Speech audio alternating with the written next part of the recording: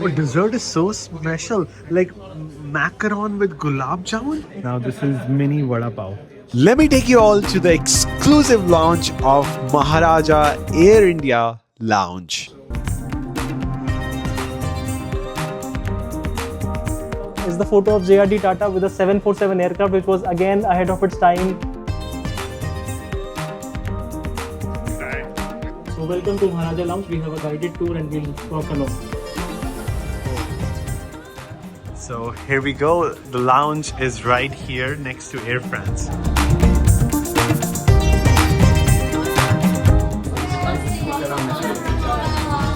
Thank you. What is it called again? Sorry. Biryani Sharbat. Biryani Sharbat. Very cooling, very refreshing. Welcome to the Maharaja Lounge. My name is Mohit Gandhi. I head the lounges business for Air India. This is the second Maharaja Lounge in the series of Maharaja Lounge launches. The first one got launched in Delhi in the month of February, and this is the second one we are showcasing. So for those of you who are not aware about, I'll speak about a little bit about Air India history. So Air India as an airline was started in 1932 by this gentleman called JRD Tata. He was the chairman of Tata Group for a long period of time, and then later on, after the British era ended and India got freedom, the airline was nationalized to become a government company. And after many decades of government ownership, finally in 2022, the Tata Group acquired Air India back from government. And since then, there has been a transformation plan which is in place, which means we are getting a lot more new aircrafts. We are expanding our network from India to the world. We have ordered 600 new aircrafts, and a very big retrofit program for the existing fleet is also in place.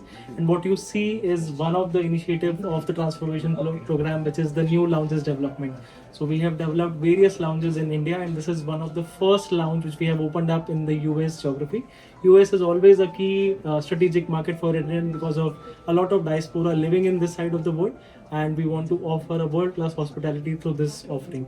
So welcome to Maharaja Lounge. We have a guided tour and we'll walk along. Welcome to Maharaja Lounge. Welcome to Maharaja. Thank you. Thank you. So when we started developing lounges, we could realize that every traveler have different needs. There are travelers who only come for 20 minutes of their dwell time, and there are travelers who come at least for 4 or 5 hours of their transit time. We wanted to create a space which caters to all the needs. At the same time, there are various modes in which that people enter. There are people who are coming or traveling to attend a board meeting. There are people who are coming to go for a Europe trip or visiting their family in India, which means they have different moods to really cater to. So we wanted to create a space where every mood has a seat to offer. This is a bespoke design what we have created. The main thing which a lounge has to offer is a comfortable seating. So if somebody has to spend 2 hours in a lounge, we really need to offer a seating which does not hurt their back. The back should be very comfortable. So once you're done with the tour, you can try sitting on the sofa. This is very ergonomically designed seat. It has a very sturdy lumbar support so that it does not hurt your back even if you're seated for a long time. At the same time, when you are here in the lounge, you need something to work upon. So this becomes your working station. It has a good charging connectivity, so you need not to go somewhere to plug your power points. And then it also becomes your dining chair, so you can always eat here as well. And between the lounges, of course, we need some space, so we have created a slit where you can insert your bag, trolley bags or whatever, so that we don't have it hanging around here. So it's a smart way to keep them distant. At the same time, we have a proper place to store your trolley.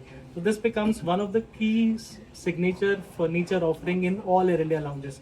That is called a nesting chair for a Maharaja Lounge, and this is something which you will see in all the places where we open up a new Maharaja Lounge. So growing up in school, that all the desks are made for right-handed people, and that it was very hard to have to sit in the right like this. That side is all We have left-handed. half of them, yeah, Yes. absolutely. So it's Correct. actually somebody thought that too. Only these are left-handed, so we have taken the account for how many left-handed people do we have. So thanks for Very cool. Very cool. So you will see a lot of artifacts being displayed over here. They all are done by Indian artists. We have brought them from India to here, and they all represent a story. So we have various representations of our artwork here. If you see this painting, can you notice a familiarity with this painting? Anybody, if they can notice? If you look it from a distance, you will see it more clearly. It's primarily the Golden Gate Bridge of San Francisco. It is made from a art form called Bindi painting. It's basically means just like you have it on your forehead. we have a very traditional way to put a bindi to form an art piece. There is an anchor or a gate which is an Indian architecture, so you'll see a golden gate bridge from a lens of an Indian architecture. So that's what this painting symbolizes, and that's one of the ways in which we want to represent the relationship between India and San Francisco, or Air India and San Francisco. So where was it made? This was made by a local artist based out of India, particularly in Rajasthan. If you see this painting, Air India, as I said, it's a 95-year-old company now.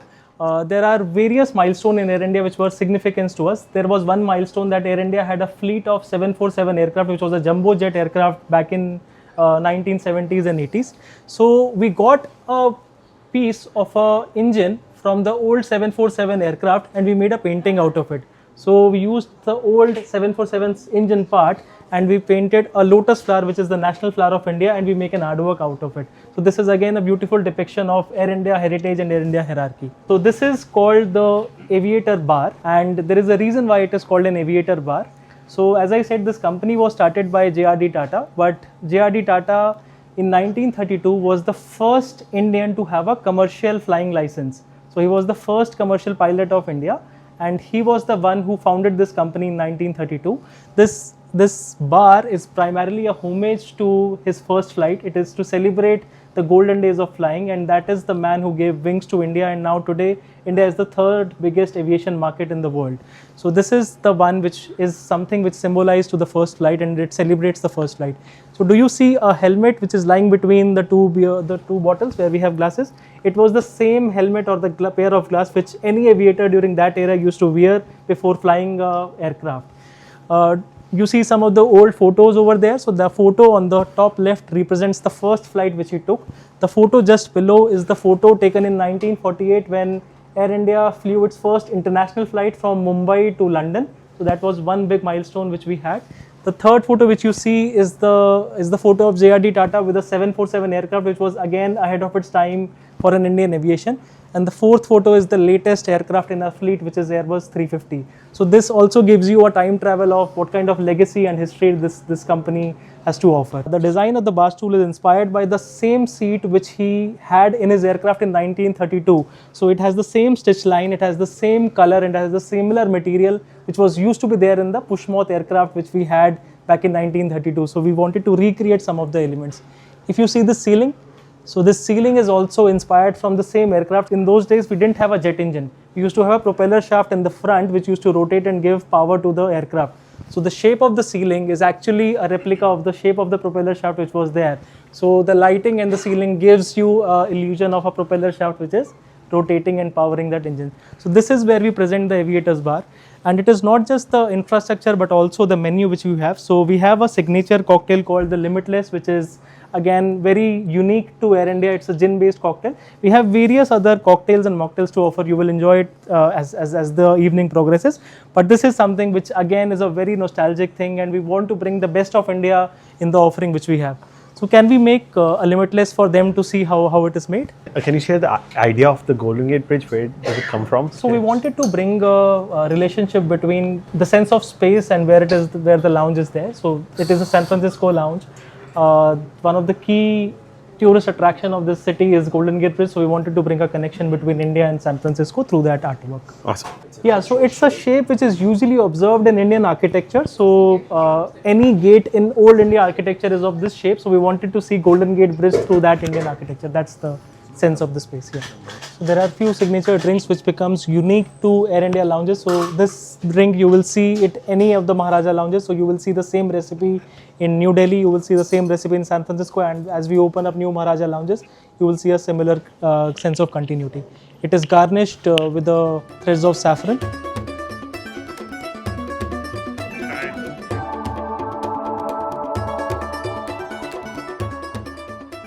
So vada pav is a very popular street food from Mumbai, and we wanted to bring that in, but again doing a little bite of that. Awesome. Please enjoy it. Sure.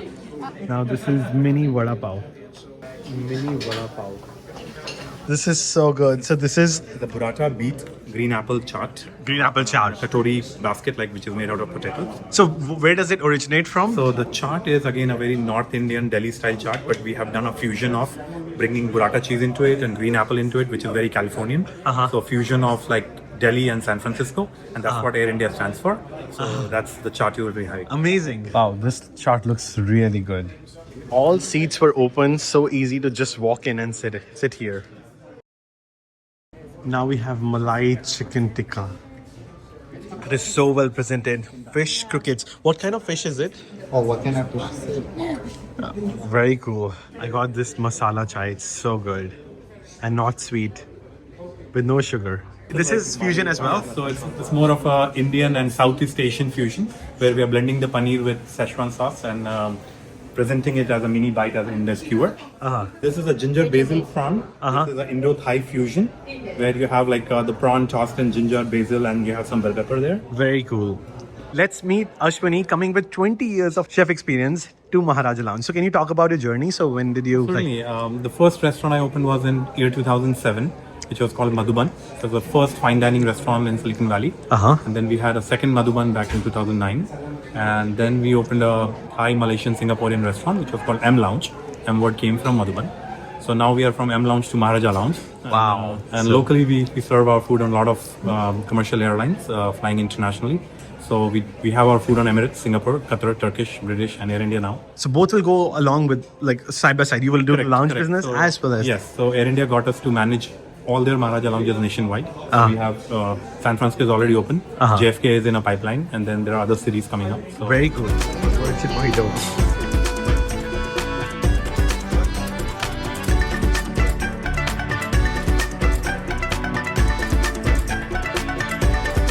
Dinner is ready. It looks so amazing. So what we have done tonight is we have done a spread of some traditional Indian food, where it starts with the dal bukhara or chicken tikka masala, to like some fusions where we made a different way of sam savera kofta, which is the beet and fig sam savera kofta. Then we have a pasta, which is more like a vodka sauce and little bit makhani sauce. We have a paneer moringa because our honorable Prime Minister sir, Mr. Narendra Modi sir, made this year of moringa. So we have a moringa gravy. This is a drumstick leaves. And then we have kullad biryanis, which is vegetarian and chicken kullad biryani. So this is our dinner. And as we get to the dessert side, we have very traditional desserts and some fusion desserts. Awesome, thank you. My favorite chicken tikka masala is in. I got chicken biryani, sham savera kofta, chicken tikka masala, and salmon. Let's go. We have kulcha coming in. So there we go, dessert. Oh, dessert is so special. Like macaron with gulab jamun. This is the most fusion thing I've seen. Macaron with gulab jamun, French plus Indian. This is anardana bundi raita. This is motichur cheese bites. This is old Delhi style daulat ki chaat. Wow. Dessert menu deserves a selfie. Amazing. It's a lot to process, so I'm gonna go for not motichur laddu. I'm gonna go for chaat. And I'm gonna go for gulab jamun. I love macaron. The chocolate one I will go for. So, what is it called again? Can you describe it? Moonda halwa. Awesome, thank you. This is decoration. Yes. Oh, wow, they have so many kinds of sauce. What an experience. Got a gift as well. I'll show you at home. So this is the Air India gift I got. Let's go. The Maharaja Lounge. This was very exclusive. I figured out like they're gonna you need a business class flight to enter. They don't even accept priority pass, so it's very exclusive experience. This is cream of Assam, Tata tea, cream of Assam. Very nice. This is playing cards. Amazing. And this side we have Maharaja cup.